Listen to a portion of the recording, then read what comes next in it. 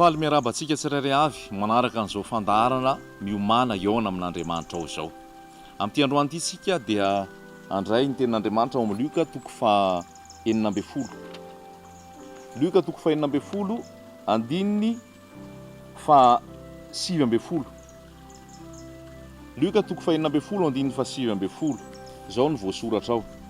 Nisy lehilahy manan-karena anankiray ny akanjo volomparasy sy rongony fotsy madinika sady nanara-po fatratra isan'andro tamin'ny fahafinaretana. Ary nisy olo-malahelo ferena anankiray atao hoe Lazarosy napetraka teo anilan'ny vavahadiny. Ary naniry mba hihinana izay latsaka avy tamin'ny latabatr'ilay manan-karena izy, fa ny alika kosa no avy ka nilelaka ny feriny. Ary maty ilay malahelo dia nentin'ny anjely ho any atratran'i Abrahama. Ary maty koa ilay manan-karena dia nalevina. Ary raha nijaly tao amin'ny fiaina tsy hita izy, ka ny andrandra dia nahita ny Abrahama teny lavitra eny sy Lazarosy teo atratrany.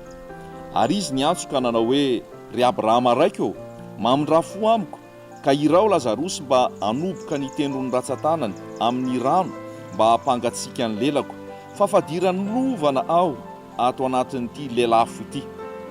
Fa hoy Abrahama, anaka, tsarovy fa ianao efa nahazo ny zava-tsoanao tamin'ny andro ny ainanao, ary Lazarosy kosa ny zava-dratsy, fa ankehitriny izy no ampififaliana aty, ary ianao kosa no fadiran'ovana. Ary mihoatra noho izany rehetra izany, misy tevana makadiry ajadona eo anelanelantsika, mba tsy ho afamita ankeny aminareo izay te hialy ety, ary tsy ho afamita ankety aminay izay eny. Dia hoy izy, mangataka aminao maro aho raiko, mba irao Lazarosy akany amin'ny tranony raiko, fa manana rahalahy 5 aho, mba ilaza tsara aminy, fa andao mba ho tonga ty amin'ity fijaliany ity koa izy. Fa hoy Abrahama taminy, manana ny Mosesy sy ny mpaminany izy, aoka iainareo izy. Fa hoy kosa izy, tsia, ry Abrahama raiko, fa raha misy miala amin'ny maty akany aminy dia hibebaka izy. Fa hoy Abrahama taminy, raha tsy miaino an'ny Mosesy sy ny mpaminany izy, dia tsy ety ino izy na dia misy mitsangana amin'ny maty azy. Amen. Zay tantara zay no tiana andefasana anomezana hafatra ho antsika tsirairay avy manaraka an'izao fandaharana izao. Tantaran'ny Lazarosy sy lehilahy manan-karena. Izy ity tsy fanoharana. Tsy fanoharana izy ity fa tena hoe zavatra anisy. Jesosy rehefa manao fanoharana dia tsy milaza anarana, fa rehefa mitantara izy dia lazainy misy ny anaran'ilay olona. Ohatra hoe manao fanoharana ny ampamafy izy dia lazainy fotsiny hoe misy ny mpamafy dia nisy no namafy ny votsara, nisy namafy ny tsiparifary sy ny zavatra maro samihafa ohatr'izany. Zany hoe fanamarihana ty am-piandohana tiana zaraina amintsika dia hoe tsy fanoharana ito voalaza eto, fa tantara tena nisy, zavatra tena nitranga ary ny tantarain'i Jesosy ho an'ny mpianatra, ary tantarainy ho antsika amin'izao taona 424 zao koa ho antsika tsirairay avy, mba hisaintsainantsika, mba hiomanantsika ny amin'ny fiainana ho avy. Satria ny zavatra hitantsika ao dia izao, fiainana teto tany aloha ny tantarainy, dia vita ilay fiainana teto tany dia ny tantara ny fiainana tao aoriana ny teto tany izy. Ny zavatra hita dia nisy an'ilay lehilahy manan-karena ozy izy, nanara-po fatratra isan'andro tamin'ny fahafinaretana, ary nisy olo-malahelo ferena dia Lazarosy zany, izay teo ambavahadiny mandrakariva. Ny zavatra hitantsika dia izao, mandra-pahafatin'izy ireo dia tsy niova ny toe-javatra, fa le ray nanan-karena ary nanara-po fatratra tamin'ny arenany ozy izy sy ny fananany. Fa le anankiray ferena, Lazarosy zany dia ferena ary tao anatin'ny fahoriana sy ny fangatahana foana. Dia rehefa maty ozy izy roa reo, maty Lazarosy dia nentina nakany any atratran'i Abrahama, ary maty ilay malahelo dia nentin'ny anjely ho any atratran'i Abrahama. Zany hoe tiana lazaina amintsika aloha zany zao voalohany indrindra, raha zavatra tena hoe arabaky teny ny tiana tenenina, dia tahaka ny lazain'i Paoly hoe ny fahafatesana no azoky tombony ho an'izay zanak'Andriamanitra, ho an'izay niona tanteraka amin'i Jesosy, ilay fananganana maty sy fiainana, ilay niona tanteraka tamin'i Jesosy, ilay fiainana, dia tsy tahotra ao amin'ny fahafatesana, fa lalana anankiray hidirana amin'ny fitsarana, hidirana amin'ny fiadanana, hidirana ho amin'ny fahasambarana mandrakizay. lavitry ny alahelo, lavitry ny tomany, lavitry ny hirifiry, lavitry ny fahoriana, lavitry ny fahafatesana. Satria nahoana? Miditra ao amin'ny fitsarana ao amin'i Jesosy. Satria nahoana? Jesosy nandresy ny fahafatesana, nitsangana tamin'ny maty, velona mandrakizay, ary izay mino an' Jesosy ihany koa dia manana izay fiainana mandrakizay zay. Ary hitantsika eto hoe rehefa maty Lazarosy, maty ilay malahelo, dia nentin'ny anjely nakany an-tratrany Abrahama. Izany hoe ho any izay zanak'Andriamanitra ihany koa dia tsy hatahorana zany hoe fahafatesana sy fialana eto tany zany, satria nahoana? Ny anjely mihitsy no makanao, ny anjely mihitsy no makanao ary miditra ao amin'ny fitsaharana ianao, miditra ao amin'ny fanjakan'Andriamanitra ianao. Azay mahatonga ny teny any amin'ny Salamo hoe zava-dehibe ao mason'i Jehovah ny fahafatesan'ny olona masina. Izany hoe tena fidirana ao amin'ny fiainana mandrakizay zay. Ary zay koa mahatonga ny ao amin'ny Salamo 7:20 rehefa milaza dia miteny izy hoe na mamaky ny loha aloky ny fahafatesana azy aho dia tsy atahotra ny loza ahako fa ianao no amiko. Izany hoe io fahafatesana io efa fahavalo ny resy, efa io ny fahavalo farany noresena ozy. Any amin'ny Korintianina any dia milaza an'izay hoe ny fahafatesana no fahavalo farany noresena. Ary Jesosy Kristy nandresy io fahafatesana io. Tiako lazaina aminao zany, zany no vaovao mahafaly lazaina aminao zany, zany no vaovao mahafaly lazaina aminao zany, dia ny fananan'ny olona fiainana mandrakizay. Ary ao amin'i Jesosy irery zany, Jesosy no anarany, izy velona mandrakizay, Jesosy no anarany. Tsy misy anarana hafa azona famonjena eto an-tany afa-tsy ny anaran'i Jesosy ihany. Ary ao amin'ny Filipianina 4:2 dia mahita hoe Jesosy ny anarana ambony no ny anarana rehetra. Zay nanomezan'Andriamanitra azy, ny anarana ambony no ny anarana rehetra ozy izy. Mba amin'ny anaran'i Jesosy nandaolehan'ny lohalika rehetra sy aneken'ny lela rehetra fa Jesosy ny tompo. Tia nazaraina amintsika zany zay hoe rehefa maty Lazarosy dia nitsahatra izy ary niditra tany amin'ny fanjakana. Fa lehilahy manan-karena ozy izy dia nalevina. Izany hoe tia nazaraina amintsika misy fotom-pampianarana sasany izay milaza hoe rehefa maty ny olona dia maty eo izy, tsisy tsony ny fiainany fa fanahy koa maty dia tapitra hatreo. Fa hitantsika mihitsy teto fa ao aoriana ny fahafatesana dia mbola nisy fiainana, mbola nisy fiainana tao aoriana ny fahafatesana. Ary hitantsika teto ny fiainana nisy tao aoriana ny fahafatesana fa lehilahy Lazarosy dia sambatra teo an-tratrany Abrahama. Mamakitsika any amin'ny Matthieu 5 any dia hoy ny voasoratra hoe sambatra ny malahelo am-panahy fa aza ny fanjakan'Andriamanitra. Zavatra tiako raisina indray ao anatin'ity ten'Andriamanitra ity dia ny zavatra ara-panahy, ny fiangonan'Andriamanitra izay ao anatin'ny fahoriana amin'izao fotoana izao, ao anatin'ny ady, ao anatin'ny fitsapana, ao anatin'ny fankahalana izao tontolo izao azy, dia iny lazain'ny ten'Andriamanitra hoe sambatra izy. Raha jerentsika ihany koa zany anaovantsika fandikana, fanazavana ty tantara eto ity dia azo lazaina hoe fiangonana ihany koa reo. Dia ny fiangonana dia tahaka ny Lazarosy, Lazarosy izay tao anatin'ny fahalemena, tao anatin'ny fahoriana, tao anatin'ny fahantrany. Ary tao anatin'izay fahoriana sy ny fahantrany sy ny fahavesarana izay nefa izy dia Andriamanitra nahita azy ary ny anjely nitondra azy nakany an-danitra. Tiana lazaina amintsika ihany koa dia izao ny fiangonan'Andriamanitra izay olona nandray an' Jesosy mandra-piala eto amin'izao tontolo izao dia misy foana ny ady, misy foana ny fitsapana, misy foana ny zavatra be da be manahirana. Fa izao nefa i Jesosy Kristy miantoka ny fiadanana, miantoka ny fitsarana. Mahitsika ao amin'ny Apokalipsy misy fiangonana anankiroa ao. Ny anankiray dia fiangonan'ny Smirna.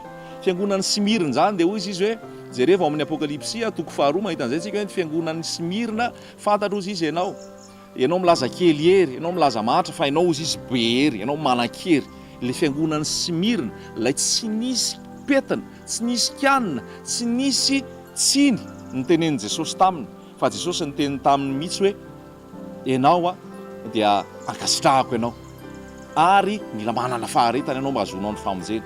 Fa io fiangonana io tao anatin'ny ady io, tao anatin'ny fisapana io, tao anatin'ny olana io, tao anatin'ny vesatra io, fa ny tompo nanome antoka ho azy. Ary ny Smirna avy amin'ny hoe miora zany, misy emboka manitra, miora manitra mamofopofona ho an'Andriamanitra. Fa le fiangonana anankiray azo oharina amin'ity lehilahy manan-karena ity dia ny fiangonan'ny Laodikia izay tsy nanana zava-mahory, izay tsy nanana zavatra nanahirana. Fa Jesosy nefa niteny azy hoe ianao ilay mahantra indrindra, ianao ilay malahelo indrindra, ianao ilay ory indrindra, ianao ilay mitanjaka indrindra. Satria nahoana? tsy nanana an' Jesosy izy tao anatiny. Tia nazaraina antsika tsirairay avy koa ary amin'izao fotoana izao dia mila manana an' Jesosy velona ao anatintsika. Matotoriany izao fandarana izao hoe miomana eona amin'Andriamanitra ao dia misy fiainana ao aorianany ity fahafatesana ity. Raha tsy niona tamin'i Jesosy ilay fiainantsika dia fahorinany miatra antsika ao aorianany fahafatesana. Raha tsy vita fihavanana amin'i Jesosy tsika teto an-tany, ny fona tamin'ny fahotana, ny aiky ny fahotana ary nandray ny famelan-keloka avy amin'i Jesosy avy amin'ny alalan'ny rano izay nadio manafaka antsika amin'ny tsy fahamarinana rehetrarehetra. Raha tsy niditra amin'izay dingan'izay tsika dia tsy manana an'ilay fiainana mandrakizay, tsy manana an'ilay fitsarana, tsy manana an'ilay fiadanana. Izay no mahatonga an'izao fandarana izao ambara amintsika hoe manatona an' Jesosy, manatona an' Jesosy. Fa Jesosy ihany ny fiadanana, Jesosy ihany ny fitsarana, Jesosy ihany ny mamela heloka ary Jesosy manafaka amin'ny fahoriana. Hitantsika ilay lehilahy nanan-karena teto fa rehefa afaka ny teto an-tany dia nijaly izy. Inona ny zavatra nyteneniny? Fa dirany lovana loatra hozy izy atao anatin'ity lelafo ity. Izany hoe ny olona raha tsy nandray an' Jesosy teto an-tany, raha tsy niona marina tamin'i Jesosy teto an-tany, dia na inona nataony, na inona toetrany, na inona fiainany teto an-tany, raha vao tsy niona tamin'i Jesosy izy dia any amin'ity lalana nanolelehan'ity lehilahy manan-karena ity. Fa dirany lovana loatra hozy izy atao anatin'ity lelafo ity.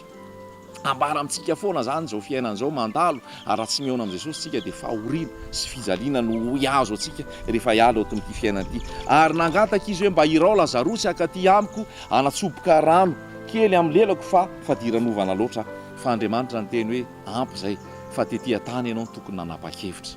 Fa Lazarosy efa nijaly tetỳ tany, fa anazy ny fitsarana zao, anazy ny fiadanana zao. Mbola fotoana zao, mbola tsy tara zao ho antsika tsirairay avy. Raha mbola tsy manana antoka ny amin'ny fiainana mandrakizay ianao, raha mbola tsy manana antoka ny amin'ny hoe fahasambarana ao aorian'ny fahafatesana ianao, mbola fotoana zao anatonanao an' Jesosy. Manoro anao a Jesosy atonina, Jesosy atonina, Jesosy atonina. Fa ny ranona latsany teo amin'ny hazofijaliana nadiovana anao, amelana ny helokao, azonao fiadanana sy fitsarana, atonga anao andovana ny fiainana mandrakizay. Manatona an' Jesosy, fa ao amin'i Jesosy ihany ny mahazona ny fiainana mandrakizay. Raha mbola velona ihany koa tsika, raha mbola miaina ihany koa tsika, ataovy izay iainana ao amin'ny sitrapon'Andriamanitra. Mahita zao tsika eto Lazarosy hatramin'ny farany dia ory sy nalahelo. Lazarosy hatramin'ny farany dia atao anatin'ny fahoriana. Ary ny tenin'Andriamanitra milaza ihany koa any amin'ny epistily ihany hoe amin'ny fahoriana lehibe no hidirana amin'ny fanjakan'Andriamanitra. Tenin'Andriamanitra milaza zay te ho velona araka ny toe-panaraka an'Andriamanitra dia tsy maintsy ho enjehana. Izany hoe aza matahotra ho Jesosy izay mamono ny tena kanefa tsy hatondra anao any amin'ny fahaverezana, fa matahora izay mahavita mamono ny tenanao sady mitondra anao any amin'ny fahaverezana. Dia ny ray izany amin'ity androany ity miantso anao Jesosy. Tsara izy, malemy fanahy izy, tsy mandatsy izy, tsy manameloka izy, tsy mampahory izy. Fa zay manatona aho izy tsy ho lavoko mihitsy, zay manatona aho izy dia ahita fitsarana ho an'ny fanahy, zay manatona aho dia tsy ho faty intsony mandrakizay fa anana ny fiainana mandrakizay. Ao amin'i Jesosy rery zany. Tia nazaraina amintsika izany hoe ao amin'i Jesosy, ao amin'i Jesosy, ao amin'i Jesosy. Ny ao amin'i Jesosy ny filazantsara dia fananana fiainana mandrakizay. Ny ao amin'i Jesosy dia fananana fitsarana. Ny ao amin'i Jesosy dia fahazona antoka fa raha miala eto amin'ity tany ity dia hiditra ny fiainany danitra ao amin'ny fahasambarana sy ao amin'ny fiadanana. Fa raha tsy miaona amin'i Jesosy dia mifanohatra amin'izay, lasa ao anatin'ny fahoriana, ao anatin'ny fijaliana mandrakizay. Koa dia mbola manana fiainantsika eto tany, mbola manana fotoantsika eto tany, dia aoka tsika hisafidy an' Jesosy, hisafidy an' Jesosy. Ary ny tenin'Andriamanitra dia manambara an' Jesosy, manambara an' Jesosy. Ny tenin'Andriamanitra ato hoe ny tenin'ilay lehilahy hoe manan-karena hoe ndana mba hirao Lazarosy, hiteny fa manana rahalahy 5 ahako izay mbola any an-danitra any ka sao dia lasa aty koa izy. Fa Jesosy ny teny hoe any misy amin'ny Mosesy any, misy amin'ny mpaminany any, aoka izy iaino an'ireo. Inona moa ny lazain'ny mpaminany, inona ny lazain'ny Mosesy? Ny lazain'ny mpaminany sy ny lazain'ny Mosesy anie dia Jesosy no ambarany. Ny ambara rehetrarehetra ato amin'ity tenin'Andriamanitra ity dia Jesosy. Rehefa mamaky ianao ny filazantsara farany indrindra, ny toko farany indrindra ao amin'ny Lioka dia voalazany hoe niteny amin'izay Jesosy tamin'ny farany ny amin'ny momba azy rehetrarehetra tao amin'ny mpaminany, tao amin'ny salamo ary tao amin'ny lalàna. Rehefa mamakytsika ao amin'ny Jaona 5 sy 9 hoy Jesosy hoe dinianareo ny soratra masina satria heverinareo fa ao no azonareo fiainana. Reny no manambara ao izy nefa nareo tsy mety manatona azona fiainana. Ambarako amintsika fa ity boky ity raha vakitsika dia Jesosy no ambarany ato. Manatona ny Jesosy. Maro manana fahalalana amin'ity tenin'Andriamanitra ity, maro manam-pahaizana amin'ity tenin'Andriamanitra ity fa tsy manatona ny Jesosy. Manatona ny Jesosy. Manatona ny Jesosy. Tsy antoko-ponoana, tsy antoko-pivavahana, tsy fikambanana, tsy olombelona fa Jesosy mihitsy mila atontsika. Satria Mosesy, satria ny lalàna, satria ny mpaminany, satria ny salamo dia ny ambarany ao dia Jesosy ihany. Ambara amintsika izany amin'ity androany ity. Tsisy olona mpanalalana antsika amin'i Jesosy fa Jesosy direct. Manatona azy amin'ity androany ity. Manatona azy amin'ity androany ity. Filazantsara toriana aminao dia ny filazantsara ny famelan-keloka. Filazantsara azona fiadanana, filazantsara azona antoka ny amin'ny fiainana mandrakizay. Azona antoka ny amin'ny fiainana mandrakizay. Raha mitory an'izao tenin'Andriamanitra izao izay, raha manambara izao tenin'Andriamanitra izao izay, dia izany no maniry anay. Mba tsy halasantsika any amin'ny elo, mba tsy halasantsika any amin'ny fahaverezana, mba tsy halasantsika any amin'ilay afo mamay, fa mba halasantsika any amin'ny fiainana mandrakizay. Jerentsika fa hatramin'ny farany Lazarosy teto dia nahatra foana. Ny filazantsara toriana tsy filazantsara ny fananan-karena sy ny fananam-bola sy ny fananana fitaovana sy ny fananana ara-materialy, tsy misy maharatsy an'izany fa tsy izany ny zava-dehibe voalohany. Satria hoy ny tenin'Andriamanitra ao amin'ny Salamo 2:20 hoe raha mitombo ny harena aza norenana ny fo. Izany hoe omeny tompo antsika izany fa ny tena harenantsika dia Jesosy. Ary indrindra ny mahatonga anay manambara ny famonjena ary manambara ny tena hoe fiainana mandrakizay ao amin'ny Jesosy mba tsy voasidoka ny resaka vola aman-karena sy ny fananana sy ny zavatry ny tantsika fa mandalo ihany ireny ary mora potika ireny ary izay mahatonga Jesosy miteny hoe inona moa ny soa azon'ny olona na ho azo ny azo zao tontolo izao kanefa ho very ny aina. Inona ny soa azon'ny olona ho azo zao tontolo izao kanefa very ny aina. Izany hoe ny tiana zaraina amintsika dia ilay fitiavan'i Jesosy mihitsy. Mampalahelo tsy inona amin'izao fotoana izao ny olona ny atao fivavahana dia ny azona zavatra ny tany sy ara-materialy. Lasa izay ny voizina rehefa mitory ny filazantsara. Kanefa hitantsika teto ilay fiangonana atao anatin'ny fahoriana sy ny vesatra i Lazarosy dia hatramin'ny farany mandra-pahafatiny izy dia iny foana nisy azy tao anatin'izay raha ataoko izay hoe fanotrana ara-panahy izay.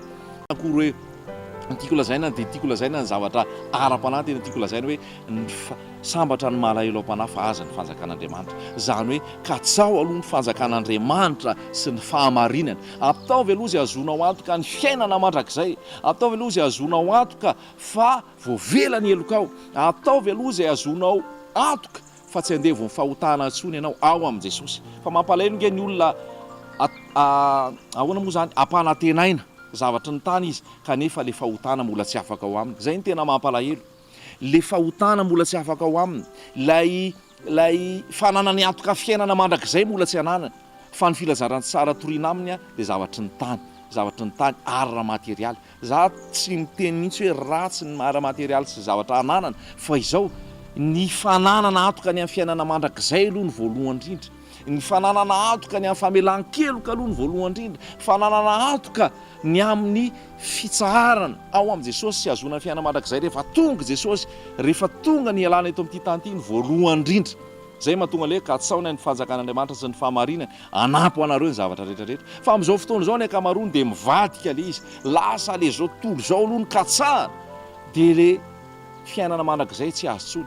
Le hery andresena ny nofo, andresena ny fahotana tsy ananana fa le zao tontolo izao no ampanantenaina amin'ny fitoriana filazantsara dia lasa mijaly ny olona, lasa ory ny olona. Fa ny tena filazantsara dia le fiangonana matahotra an'Andriamanitra, le fiangonana manan-kery mandresy ny fahotana sy ny filan'ny-nofo sy izao tontolo izao, ary le fiangonana manantena le fiainana mandrakizay ao amin'i Jesosy. Te azo ny fiainana mandrakizay tsika manatona an'i Jesosy fa izy ny fiainana, izy ny fiainana, izy no ampiditra antsika amin'ny fanjakany mandrakizay.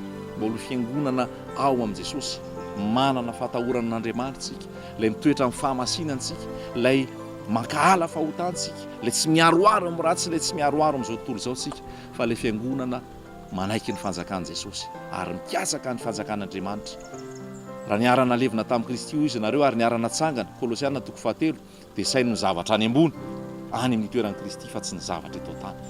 Amin'ny anaran'i Jesosy mba ho mpankatony tentsika azontsika ny fiainana mandrakizay ao amin'i Jesosy. Amen.